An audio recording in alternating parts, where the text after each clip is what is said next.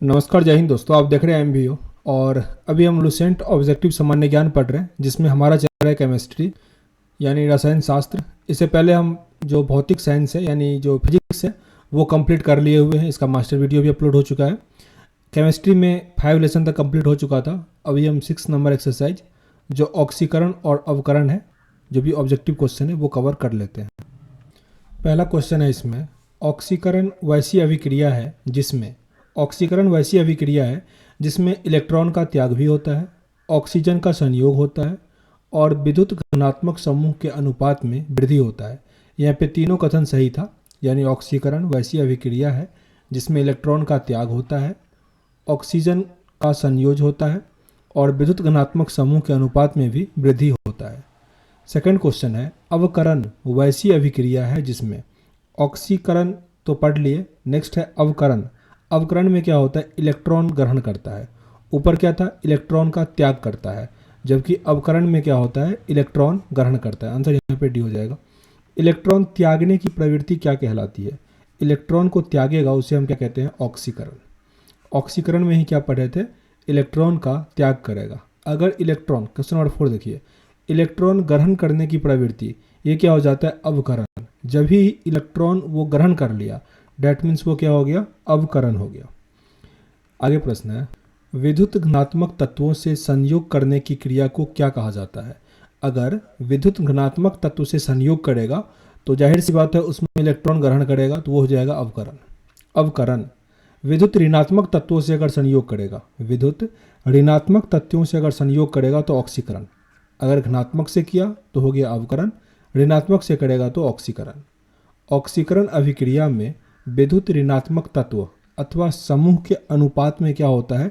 वृद्धि हो। तो ऑप्शन अपना बी हो जाएगा। पहले ही क्वेश्चन में ये सब था, वृद्धि हो जाता है। ऑक्सीकरण वह प्रक्रिया है जिसमें तत्व की संयोजकता क्या होता है? बढ़ जाता है। काफ़ी इंपॉर्टेंट है ये। ऑक्सीकरण में तत्व की संयोजकता जो होता है वो बढ़ जाता है। ऑक्सीकरण अवकरण अभिक्रिया में, ऑक्सीकरण और अवकरण अभिक्रिया में जो परमाणु के संयोजी इलेक्ट्रॉन होते हैं वो भाग लेता है। परमाणु के संयोजी इलेक्ट्रॉन भाग लेता है।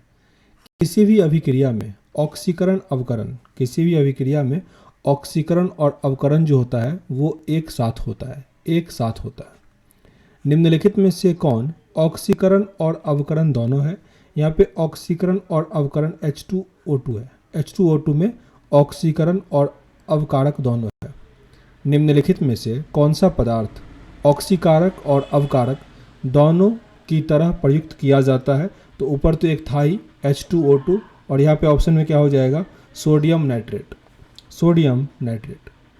हाइड्रोजन के जलने से संबंधित प्रतिक्रिया है। हाइड्रोजन का जलना, ये क्या होता है? ऑक्सीकरण। ये याद ही रखना है, कई बार ये प्रश्न आया है। हाइड्रोजन का जलना जो होता है वो ऑक्सीकरण होता है। लोहे पर जंग लगने की बात करें तो ये ऑक्सीकरण ही होता है। लोहे पर जंग लगना क्या होता है? ऑक्सीकरण का उदाहरण है। ये उदाहरण काफ़ी इंपॉर्टेंट है। हाइड्रोजन का जलना होगा तब भी ऑक्सीकरण, लोहे पर जंग लगना तब भी ऑक्सीकरण। ये Fe++ और Fe++ है के रूपांतरण की प्रक्रिया जो है वो होता है ऑक्सीकरण ही होता है। लोहे का जंग लगना वही ऑक्सीकरण ही है। इसमें क्लोरीन की ऑक्सीकरण अवस्था +1 है। अगर +1 है इसका मतलब क्या हुआ? इलेक्ट्रॉन को त्याग किया है। यहाँ पे ये हाइपोक्लोरस एसिड है, hypochlorous acid. Option number A. Question number 17 है, ऑक्सीजन की घनत्व यानी पॉजिटिव ऑक्सीकरण संख्या होती है किसमें? OF2 में। OF2 में K2MnO4 में Mn के उपचयन अवस्था होता है, ऑक्सीडेशन स्टेट क्या होता है? तो +6 हो जाएगा। +6 Mn का +6 हो जाएगा। Option number D. K2Cr2O7 में Cr का ऑक्सीकरण संख्या यहाँ भी 6 होगा, +6। Na2SO4 में S का ऑक्सीकरण अवस्था, Na2SO4 में S का जो ऑक्सीकरण अवस्था है वो भी होगा +6। KMnO4 में Mn का जो ऑक्सीडेशन स्टेट है वो हो जाएगा +7। नेक्स्ट क्वेश्चन पे आते हैं। निम्नलिखित में से कौन सी हेक्सासाइनोफेरेट आयन FeCN6 में लोहा के लिए सही ऑक्सीकरण संख्या क्या है? लोहे के लिए इसमें +2 है, +2। निम्नलिखित रासायनिक तत्वों में से किस एक तत्व की अपने सभी यौगिकों में ऑक्सीकरण अवस्था समान होती है। ऑक्सीकरण अवस्था फ्लोरीन में समान होता है। फ्लोरीन में अम्लीय माध्यम में पोटासियम परमैंगनेट के फेरस अमोनियम सल्फेट के साथ प्रतिक्रिया में KMnO4 में Mn के ऑक्सीकरण अवस्था में परिवर्तन जो है वो +7 से लेकर +2 तक होता है। +7 से +2। K4NiCN4 में निकेल की ऑक्सीकरण संख्या कितनी होती है? 0 होता है। OF2 में ऑक्सीजन की ऑक्सीकरण अवस्था होती है, ये रिपीटेड क्वेश्चन है, +2। OF2 में ऑक्सीजन की ऑक्सीकरण अवस्था +2। ऑक्जेलिक एसिड H2C2O4 में कार्बन की ऑक्सीकरण संख्या है, कार्बन की ऑक्सीकरण संख्या इसमें +3 है, +3। निम्नलिखित में से किस में क्लोरीन की ऑक्सीकरण अवस्था 1 है? क्लोरीन की ऑक्सीकरण अवस्था किसमें +1 है? Cl2O में, Cl2O में। ऑक्सीजन की +2 ऑक्सीकरण अवस्था वाला यौगिक निम्नलिखित में से कौन सा है?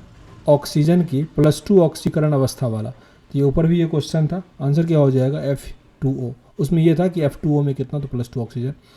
Na2S2O3 में सल्फर की ऑक्सीकरण अवस्था है। Na2S2O3 में सल्फर की ऑक्सीकरण अवस्था जो है वो +2 है, +2। निम्नलिखित में से किस नाइट्रोजन ऑक्साइड में नाइट्रोजन की सबसे अधिक ऑक्सीकरण अवस्था है? N2O5 में, N2O5। ऑक्सीकारक एक पदार्थ है जो कि एक दिए गए पदार्थ के मूल तत्व के ऑक्सीकरण अंक को बढ़ाता है, ऑक्सीकरण संख्या को बढ़ा देता है। उपचयन ऑक्सीकरण में क्या होता है? यहाँ पे 2 कथन दिया गया है, इसमें क्या होता है? तो पहला, किसी पदार्थ में हाइड्रोजन विस्थापित होता है, ये सही है, किसी पदार्थ में हाइड्रोजन विस्थापित होता है। आगे, किसी पदार्थ में धन विद्युत तत्व जोड़ा जाता है और धन विद्युतीय तत्व का अनुपात बढ़ता है। ऑक्सीकरण अनुपात तो बढ़ता है पर वैसे ही बढ़ जाता है, तो ये गलत है, एक सही है ओनली। आगे क्वेश्चन है उपचयन और उपचयन से संबंधित निम्नलिखित कथनों में से कौन सा सही है?